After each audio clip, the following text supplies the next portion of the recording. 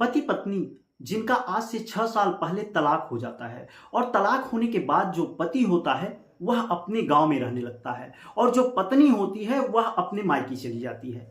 धीरे धीरे करके 6 साल का वक्त बीत जाता है और 6 साल के बाद अचानक ही इन दोनों की मुलाकात एक ट्रेन के अंदर होती है। और जब पति पत्नी एक दूसरे को देखते हैं, एक दूसरे के बारे में बातचीत करते हैं, तो दोनों की आंखें नम हो जाती हैं। उसके बाद ट्रेन में जो होता है उसे सुन यकीनन आपकी भी आंखें नम हो जाएंगी। नमस्कार, आप जुड़े हुए हैं पूर्वांचल संदेश के साथ और मैं हूं श्रीकांत मिश्र। आज की यह जो सच्ची घटना है, पूरा जानने के लिए हमारे वीडियो पर अंत तक बने रहें। कहानी शुरू करें इससे पहले यदि आप हमारे चैनल पर नए हैं तो चैनल को सब्सक्राइब करते हुए बेल आइकन दबा दें, जिससे हमारे चैनल पर आने वाली हर एक स्टोरी आप तक पहुंचे। और हाँ, स्टोरी यदि पसंद आए तो इसे शेयर जरूर करें।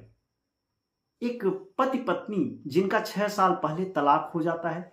पति का नाम योगेश होता है और पत्नी का नाम रागिनी होता है। इत्तेफाक से यह दोनों पति पत्नी 6 साल बाद एक सफर के दौरान अचानक ट्रेन में मिलते हैं। जो पति होता है वह ट्रेन में सफर कर रहा होता है और ट्रेन में ऊपर की बर्थ पर लेट रहा होता है। जैसे ही अगले स्टेशन पर ट्रेन रुकती है तो वहां से एक औरत साड़ी पहने हुए आती है और जैसे ही ट्रेन चलने लगती है, जो लड़का ऊपर लेटा रहता है जिसका नाम योगेश होता है, उसकी नजर सामने वाली सीट पर पड़ती है जिस पर वह महिला बैठी होती है, जिसे देख वह अवाक सा हो जाता है। दरअसल जो महिला नीचे सीट पर बैठी होती है वह कोई और नहीं बल्कि उस लड़के योगेश की पत्नी होती है, जिसे 6 साल पहले उसका तलाक हो चुका होता है। रागिनी के माथे पर न तो बिंदी और न ही गले में मंगलसूत्र होता है। महिला के बगल एक व्यक्ति बैठा होता है। उसे योगेश आग्रह करता है कि भाई, क्या आप ऊपर की बर्थ पर बैठ सकते हो? कृपया करके आप ऊपर की बर्थ पर आ जाइए, मैं नीचे बैठना चाहता हूं।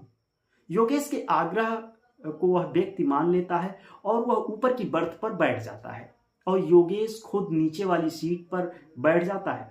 योगेश के बगल में अब बैठी होती है उसकी पत्नी रागिनी, जिसे 6 साल पहले उसका तलाक हो चुका होता है। योगेश रागिनी की तरफ देखने लगता है, वहीं रागिनी भी योगेश की तरफ देख रही होती है।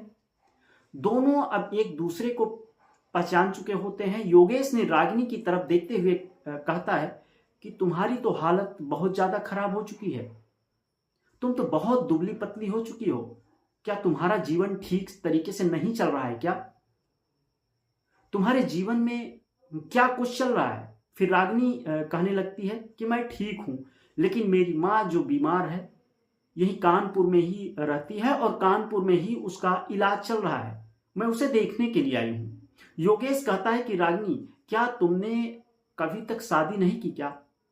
तो वह लड़की कहने लगती है कि नहीं, मैंने तो अभी तक शादी नहीं की। इधर रागिनी भी योगेश से पूछने लगती है, क्या तुमने शादी की? तो वह लड़का भी कहता है कि नहीं, मैं भी शादी नहीं की। दोनों को अगले बीते हुए पल पुनः याद आते हैं। 6 साल हो जाते हैं और 6 सालों में किसी ने भी शादी नहीं की होती है।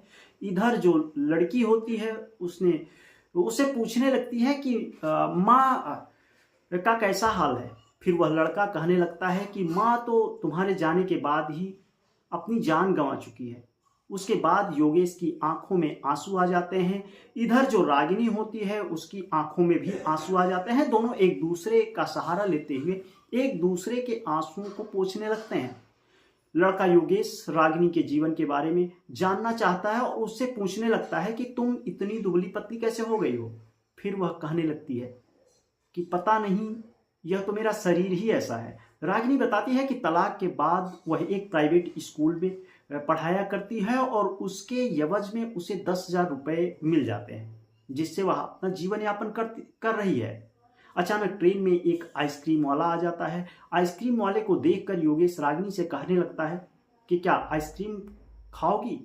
दरअसल रागिनी को आइसक्रीम बेहद पसंद होता है। रागिनी हाँ में जवाब देती है और कहती है, हाँ आइसक्रीम तो खाऊंगी, लेकिन मेरी एक शर्त है। योगेश कहने लगता है, बताओ कौन सी शर्त है? फिर वह लड़की कहती है कि शर्त यही है कि इसके पैसे मैं दूंगी। योगेश के आंखों में आंसू आ जाता है और कहता है कि ठीक है, आइसक्रीम के पैसे तुम ही दे दो। उसके बाद रागिनी आइसक्रीम के पैसे देती है।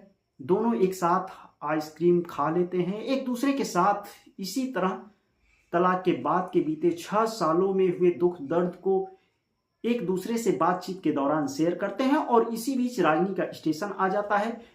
इसी स्टेशन पर रागिनी को उतरना होता है और उसी स्टेशन पर योगेश को भी उतरना होता है। दोनों एक साथ स्टेशन पर उतरते हैं। योगेश रागिनी से पूछने लगता है कि तुम्हारी वापसी कब की है। फिर वह कहने लगती है कि मैं कल सुबह 8 बजे वापस आऊंगी। योगेश अपने जरूरी काम को निपटाने अपने गंतव्य की ओर चल देता है। वहीं रागिनी भी अपने मां को देखने के लिए चली जाती है। लेकिन योगेश रात भर रागिनी के बारे में सोचता रहता है। उधर रागिनी भी हर पल योगेश के बारे में सोचती रहती है। अगली सुबह योगेश सुबह 7:45 बजे ही स्टेशन पर पहुंच जाता है। अब रागिनी का इंतजार करने लगता है। रागिनी 8:30 बजे तक भी नहीं आती है। 9 बज जाते हैं और फिर 10 बज जाते हैं। अभी भी योगेश रागिनी का स्टेशन पर इंतजार कर रहा होता है। अचानक 10 बजे रागिनी जब स्टेशन पर पहुंचती है तो योगेश इंतजार कर रहा होता है। योगेश के आंखों में एक बार फिर आंसू थे। योगेश एकदम भावुक हो जाता है और कहने लगता है कि मैं तो काफी देर से तुम्हारा इंतजार कर रहा था। मुझे लग रहा था कि शायद अब तुम नहीं आओगी, लेकिन अब तुम आ गई हो तो मुझे बहुत अच्छा लग रहा है। फिर दोनों आपस में बातचीत करते हैं और इधर जो योगेश होता है उसे कहने लगता है कि मैंने ट्रेन की 2 टिकट ले ली है, एक तुम्हारे लिए और एक अपने लिए। अब हम दोनों एक ही बर्थ पर बैठकर चलेंगे। उसके बाद दोनों ट्रेन में सवार हो जाते हैं और सफर करने लगते हैं। जैसे ही रागिनी का स्टेशन आने वाला होता है, योगेश उसे कहने लगता है कि अब तो तुम यहाँ से चली जाओगी और फिर मैं फिर से अकेला हो जाऊंगा। योगेश भावुक होते हुए कहता है कि रागिनी, मैं तुमसे माफी मांगना चाहता हूँ। मेरी बहुत बड़ी गलती हो गई थी। मैं शराब का इतना बड़ा आदी हो गया था कि तुम्हें कभी समझ नहीं सका, लेकिन आज मैंने शराब भी छोड़ दी है और सब कुछ छोड़ दिया है। तुम्हारे जाने के बाद माँ भी हमें छोड़कर चली गई। मैं बस तुम्हारे साथ बिताए पल को याद करते हुए बस तुम्हारी यादों के सहारे जी रहा हूँ। लेकिन अब मुझे नहीं ऐसा लग रहा कि तुम मेरे साथ में चलोगी। इधर जो रागिनी होती है उसकी आंखों में आंसू आ जाते हैं। रागिनी भी कहने लगती है कि तुम्हारी गलती इतनी नहीं थी, इसमें कुछ मेरी भी कमियां थी, मेरी भी कुछ गलती थी जिस वजह से मैंने तुम्हें छोड़ दिया और आज भी मैं तुम्हें भूल नहीं पाई हूँ। आज भी तुम्हें याद कर करके मैं अक्सर रोती रहती हूँ। मेरी जो थकान है, जो मेरा शरीर गिरा हुआ है, इसकी मुख्य वजह भी यही है। फिर दोनों आपस में एक दूसरे के साथ कंधे पर सर रखकर रोने लगते हैं और दोनों एक दूसरे को सहारा देते हुए एक दूसरे के आंसुओं को पोंछने लगते हैं। जैसे ही रागिनी का स्टेशन आता है तो रागिनी कहती है कि मुझे अब स्टेशन पर नहीं जाना, मुझे तो अपने घर जाना है। यह सुन योगेश रागिनी के गले लग जाता है और रागिनी भी भावुक हो जाती है और योगेश के गले लग जाती है और फिर दोनों अगले स्टेशन के लिए चल देते हैं जहां पर योगेश का घर होता है। दोनों ट्रेन से उतरते हैं और सीधे अपने घर जाते हैं और घर पर जाने के बाद दोबारा से रागिनी और योगेश अपना बाकी का जीवन हंसी खुशी से व्यतीत करने लगते हैं। किसी ने सच कहा है, जब तक कोई व्यक्ति पास होता है उसकी अहमियत नहीं पता चलती, लेकिन जब वही व्यक्ति दूर हो जाता है तो उसकी अहमियत पता चलती है। शायद रागिनी और योगेश के बीच भी कुछ ऐसा ही हुआ। योगेश के अत्यधिक शराब पीने की वजह उसका पूरा जीवन तबाह होने की कगार पर था। शराब की लत के कारण रागिनी और उसके घर वालों ने योगेश को तलाक दे दिया था। 6 साल बाद वह मिलने के बाद अपनी कमी को महसूस किया और एक दूसरे के साथ बाकी का जीवन बहुत ही प्यार से व्यतीत करने लगते हैं। रागिनी और योगेश की यह कहानी जिस किसी ने सुनी, सबने कहा अगर सुबह का भूला शाम को वापस आ जाए तो उसे भूला नहीं कहते। यहाँ पर टाइम तो बहुत लगा, 6 साल का समय बहुत होता है। इस 6 साल के अंतराल में लड़की भी किसी दूसरे से शादी नहीं कर सकती थी या लड़का भी दूसरे से शादी कर सकता था, लेकिन इन्होंने ऐसा नहीं किया क्योंकि ईश्वर को कुछ ऐसा ही मंजूर था। और 6 साल बाद जब दोनों ट्रेन में मिले तो फिर दोनों एक दूसरे के लिए बन चुके होते हैं। यह कहानी आपको कैसी लगी? अगर आपको जरा सा भी यह कहानी प्रभावित करती है, जरा सा भी अच्छी लगती है, तो आप अपने दोस्तों के साथ जरूर शेयर करें।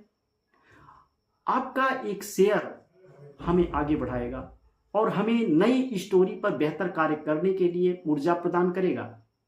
आप इस कहानी के बारे में क्या सोचते हैं? कमेंट में आपके जवाब का इंतजार रहेगा। फिर मिलते हैं किसी अन्य सच्ची घटना पर आधारित स्टोरी के साथ। तब तक के लिए देखते रहें पूर्वांचल संदेश। नमस्कार।